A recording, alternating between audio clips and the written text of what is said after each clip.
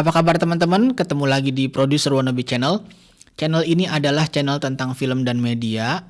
Karena itu di tengah mewabahnya COVID-19, kita akan ngebahas film dan novel yang berkaitan dengan hal tersebut. Ada film Contagion tahun 2011 yang karena sangat mirip dengan apa yang sedang terjadi sekarang, orang-orang berspekulasi menganggap bahwa film itu memprediksi COVID-19. Ada juga dua novel yang lain yang bahkan sampai menyebutkan kota Wuhan dengan menyebut nama virusnya Wuhan 400, yang kemudian gara-gara itu sebagian orang menganggap COVID-19 adalah sebuah inspirasi. Itu akan kita bahas di video ini, kita akan bahas salahnya di video ini.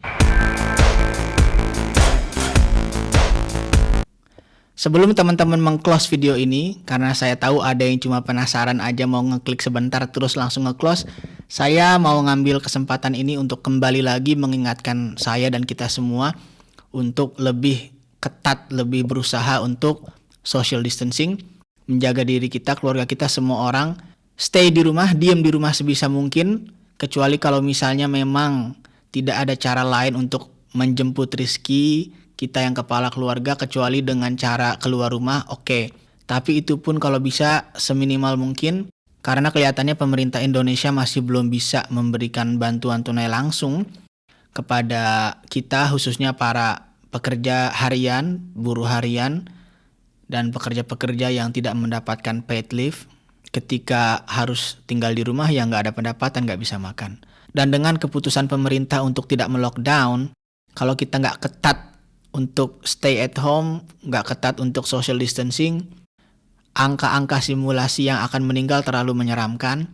Dan itu bisa terjadi kepada orang tua kita, guru-guru kita, tentu kepada kita semua, tapi kan yang paling rentan adalah orang tua. Semoga di waktu yang dekat pemerintah segera punya solusi ekonomi untuk melockdown.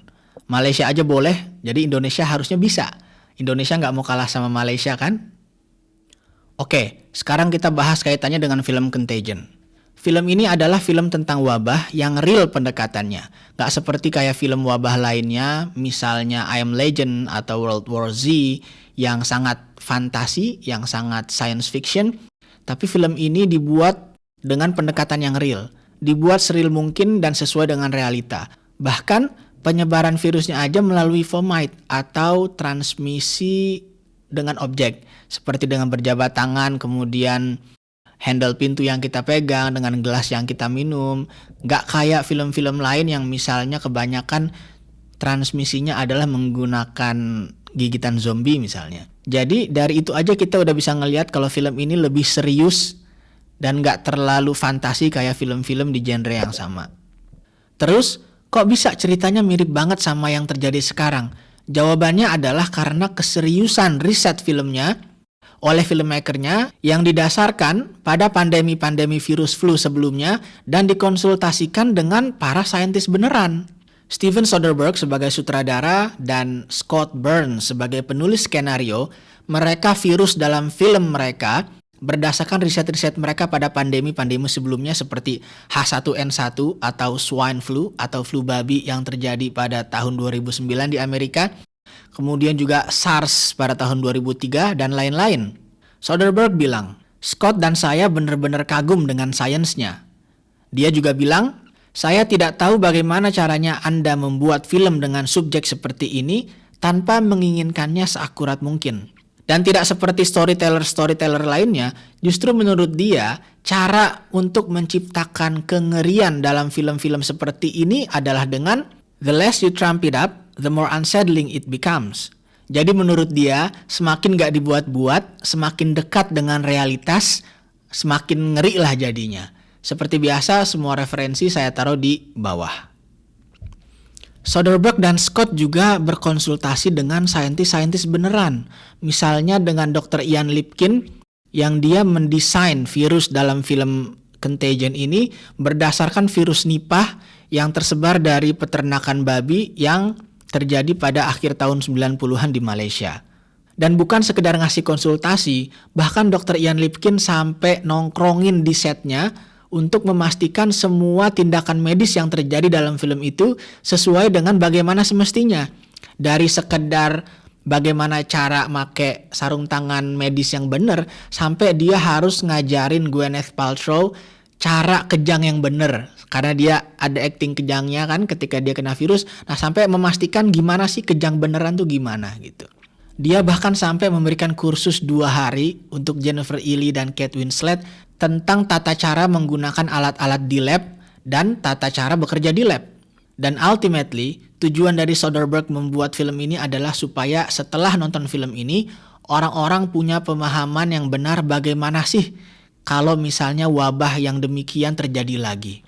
Selain itu, yang spesial dari film ini yang gak kayak film-film yang lain adalah kalau misalnya di film-film biasanya yang mencari solusi atau yang berusaha untuk membalikan keadaan, berjuang adalah cuma satu atau beberapa orang, tapi di film ini karena dibuat seril mungkin, solusi didapat dengan kerjasama semua pihak. Ada WHO, kemudian di Amerika ada CDC, dan di negara yang lain masing-masing dengan lembaganya masing-masing. Jadi semua bekerja sesuai protokol yang ada. Tapi tentu itu bukan tanpa harga yang harus dibayar. Harganya adalah akhirnya film ini jadi nggak terlalu seru. Kenapa? Karena supaya penonton bisa connect sama film kita perlu seorang tokoh utama, kita perlu seorang jagoan yang melalui sudut pandang si jagoan itu, penonton akan bisa mengalami semua kejadian dalam film itu secara emosional karena mereka melihat dari sudut pandang si hero, si jagoan itu. Ya kan, mereka tahu emosinya dan seterusnya. Dan itu yang kita nggak punya di film Contagion. Tapi ngelihat dari tujuan Soderbergh membuat film ini, kayaknya memang itu pilihan yang secara sadar diambil. Walaupun ya ada harga yang harus dibayar, akhirnya kurang dramatis begitu. Nah, seperti yang kita tahu bahwa coronavirus bukanlah virus yang baru. COVID-19 adalah singkatan dari Coronavirus Disease 2019 atau virus corona baru di tahun 2019. SARS dan MERS juga adalah virus corona. Pertanyaan saya adalah, kalau filmmakernya sendiri mengatakan kalau mereka mendasarkan virus dalam filmnya itu berdasarkan pandemi-pandemi yang ada, kira-kira mungkin nggak kemudian hasil filmnya ceritanya mirip dengan pandemi beneran seperti yang sekarang sedang kita hadapi dengan COVID-19? Mungkin nggak mirip? You answer. Oke, sekarang kita pindah ke novel. Katanya ada 2 novel yang sudah memprediksi COVID-19.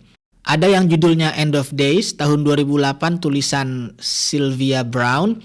Ada juga yang judulnya The Eyes of Darkness tahun 1981 tulisan Dean Koontz. Kita lihat kutipan dari End of Days. Sekitar tahun 2020 ada penyakit seperti pneumonia yang akan menyebar di seluruh dunia, menyerang paru-paru dan juga bronkus tube bronkus, dan resist melawan semua treatment yang ada. Oke, sebenarnya ini nggak perlu dibahas karena terlalu umum dan nggak memprediksi apa-apa sebenarnya. Severe pneumonia illness atau penyakit parah seperti pneumonia itu bukan cuma kejadian tahun 2020, dari dulu juga udah kejadian. SARS dan MERS, RS-nya apa emang? RS-nya kan respiratory syndrome. Itu adalah penyakit-penyakit yang bisa dikatakan severe pneumonia-like illness. Dan sampai sekarang MERS juga masih ada. Jadi dengan kata lain, bahkan sebelum 2020 sampai sekarang 2020, ya penyakit jenis begitu udah ada. Jadi ya itu sangat nggak memprediksi apa-apa. Itu novel yang pertama. Yang menarik adalah novel yang kedua karena benar-benar eksplisit menyebutkan nama Wuhan dan bahkan menamakan virusnya sebagai Wuhan 400. Nah, novel yang kedua ini kebetulan saya dapat PDF-nya, jadi kita lihat lagi kutipan di novelnya. New biological weapon in a decade. They call it the stuff Wuhan 400 because it was developed at their rDNA labs outside of the city of Wuhan. Gimana? Ngeri gak? Sampai betul loh nama kotanya. Tapi jangan sedang dulu, karena yang benar cuma nama kotanya, tapi detail-detail yang lain salah semua. Contohnya, kalau di novel yang pertama betul jenis serangan virusnya menyerang sistem pernapasan, paru-paru, ya kan, seperti pneumonia.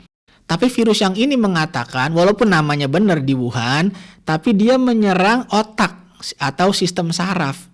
Ayo kita lihat.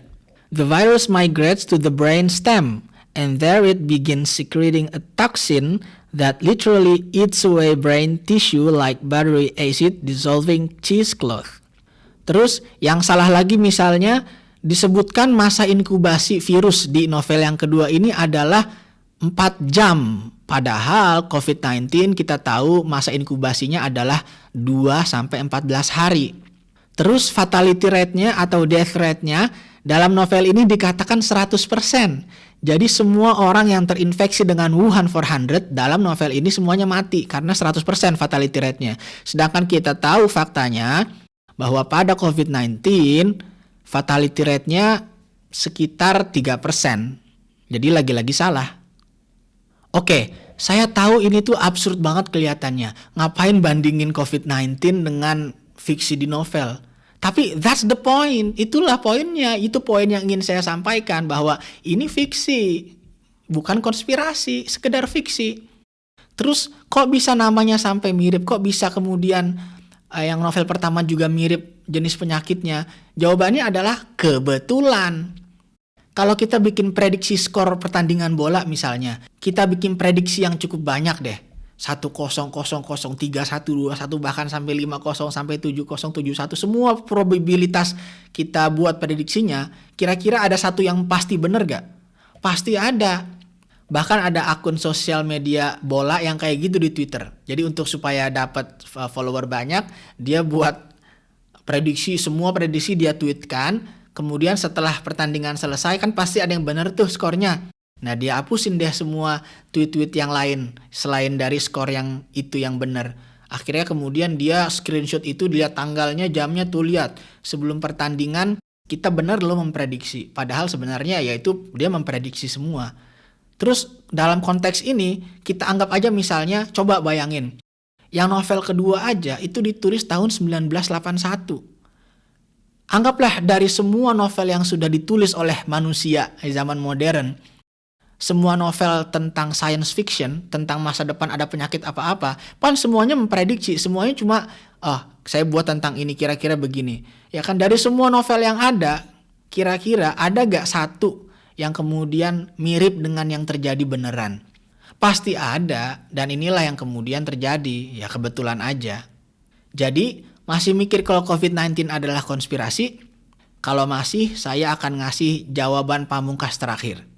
Minggu lalu saya menghadiri sebuah seminar online yang diisi oleh seorang peneliti mikrobiologi dari CDC. CDC stands for Center for Disease Control and Prevention. Kalau teman-teman udah nonton Contagion pasti tahu karena itu termasuk lembaga yang ada di film tersebut. Namanya Dr. Azaibi Tamin. Lalu kemudian ada juga pertanyaan yang sama. Apakah COVID-19 ini adalah senjata biologi, senjata buatan? Dan jawaban beliau adalah, kalaupun ada pihak yang ingin menggunakan virus sebagai senjata biologi, maka pasti nggak akan menggunakan coronavirus atau virus corona. Kenapa? Karena virus corona adalah virus yang selalu bermutasi, yang selalu berubah. Karena itu COVID-19 adalah jenis mutasi barunya. Sehingga by nature secara sifatnya adalah tidak bisa dikontrol. Sedangkan sifat alami dari sebuah senjata adalah bisa dikontrol. Contohnya kita menggunakan pistol sebagai senjata. Kenapa? Karena kita bisa mengontrolnya. Kalau kita tembak, pelurunya mental ke depan, nembak ke depan.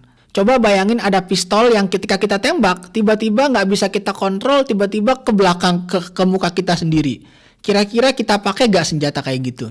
Ya enggak, karena by definition itu sudah enggak lagi menjadi senjata. Nah begitu juga dengan virus ini gak bisa dikontrol. Jadi potensi senjata makan tuannya terlalu besar. Jadi kalaupun di dunia ini ada orang yang ingin menggunakan virus sebagai senjata biologi, niscaya itu pasti tidak dengan menggunakan coronavirus.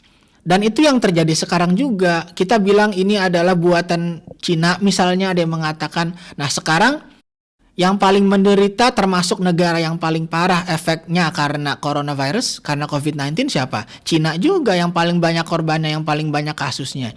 Jadi sekali lagi dari berbagai sisi yang ilmiah, COVID-19 bukanlah senjata biologi. Untuk mengakhiri video ini, mari kita selalu berpikir dan bertindak secara ilmiah. Pastikan yang kita sampaikan adalah ada landasan ilmiahnya. Jangan seperti karakter yang diperankan oleh Jude Law di film Contagion, di mana saat semua orang bekerja sama bahu-membahu menyelamatkan nyawa, dia malah menyebarkan hoax. Dia sok tahu hanya karena katanya dia menggunakan obat yang bisa menyembuhkan penyakitnya. Padahal sampelnya cuma diri dia sendiri. Dan dia pun bukan sampel yang benar karena ternyata dia juga nggak pernah terinfeksi dengan virusnya. Ternyata dia cuma demam-demam meriang biasa, kemudian dia merasa oh ini adalah infeksi virus. Kemudian dia nyobain obatnya, kemudian tiba-tiba dia mendingan. Padahal mah ya memang dia belum terinfeksi dengan virusnya. Tapi tentu kalau sekarang sudah ada obat yang bisa meringankan sakit dari COVID-19 ini, asalkan dia sudah teruji secara ilmiah, karena memang vaksinnya belum ada, tentu layak dicoba. Intinya adalah pada tertib ilmiahnya, bukan sekedar katanya-katanya. Jadi itu video kita hari ini. Terima kasih udah mampir untuk nonton. Kalau suka di like, subscribe, dan juga komen pendapat kalian tentang apa yang disampaikan di video ini. Bagaimana menurut kalian? Masih mikir kalau ini adalah konspirasi? Tulis pendapat kalian. Thank you. Sampai ketemu di video berikutnya.